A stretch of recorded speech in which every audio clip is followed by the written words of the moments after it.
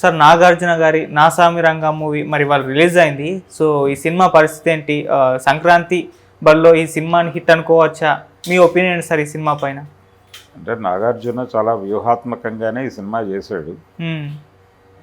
అంటే ఒకటి గ్రామీణ నేపథ్యంలో చేసే సినిమాలు తన మీద వర్కౌట్ అవుతాయి అనేది ఒక బిలీఫ్ ఆయనకి.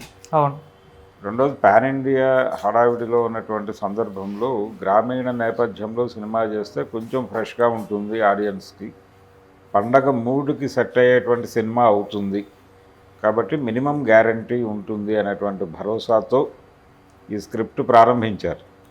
స్క్రిప్ట్ మీద చాలా ఎక్కువ కసరత్తు జరిగింది. బెజవాడ ప్రసన్న కుమార్ మొదలుపెట్టాడు.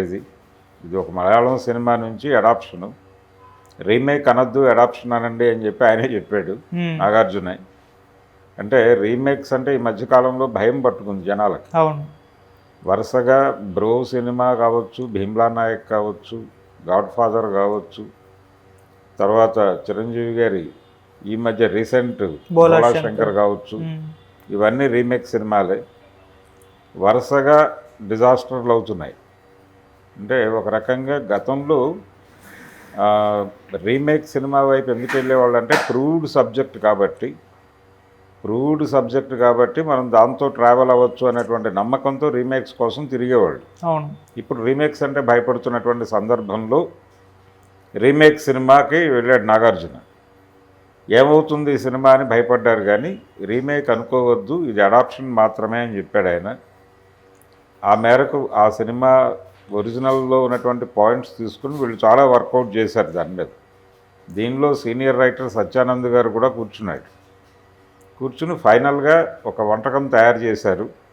గ్రామీణ నేపథ్యము, గ్రామాల్లో ఉండేటువంటి పగలు, అలాగే వాళ్ళ మధ్య ఉండేటువంటి ప్రేమలు, ఆత్మీయతలు, గొడవలు, గందరగోళాలు అన్నిటినీ కలిపి ఒక చాలా కాలం తర్వాత నిజానికి పల్లెలు కనుమరుగవుతున్నటువంటి సందర్భంలో మనం ఉన్నాం. గతంలో పల్లెలు వేరు, ఇప్పుడు పల్లెలు వేరు. అవును.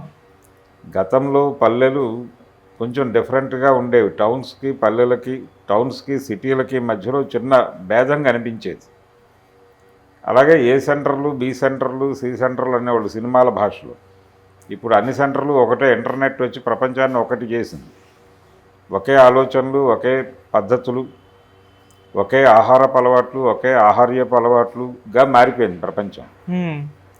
ఈ టైంలో ఈయన టోటల్గా విలేజ్ నేటివిటీ తీసుకొని పంచ కట్టలేదు కానీ లుంగి కట్టించాడు. త్రోఅవుట్ సినిమా లుంగి కట్టుకొని ఒక రగ్గుడు లుక్తో నాగార్జున తన భుజాల మీద సినిమాని నడిపాడు. నాగార్జునకి ఈ సినిమాలో అల్లరి నరేష్ చాలా సపోర్టుగా నిలబడ్డాడు. అంటే వాళ్ళిద్దరూ అన్నదమ్ముల పాత్రలే. అన్నదమ్ముల పాత్రల మధ్య ఒక మంచి కెమిస్ట్రీ వర్కౌట్ చేశాడు డైరెక్టరు. దాన్ని చాలా బాగా పెర్ఫామ్ చేశారు ఇద్దరు స్క్రీన్ మీద. అపోహలు, అపార్థాలు వీటితో పాటు హీరోయిన్ క్యారెక్టర్ని కూడా చాలా సిస్టమేటిక్గా డిజైన్ చేసుకున్నారు. బాగా డిజైన్ చేశారు. ప్రతి క్యారెక్టర్ మీద వర్క్ చేశారు. ఓకే. అది చాలా ప్లస్ అయింది సినిమాకి. అలాగే నాగార్జున ఇంట్రడ్యూస్ చేసినటువంటి రాజు తరుణ్ ఈ సినిమాలో ఇంకొక కీలక పాత్ర పోషించాడు.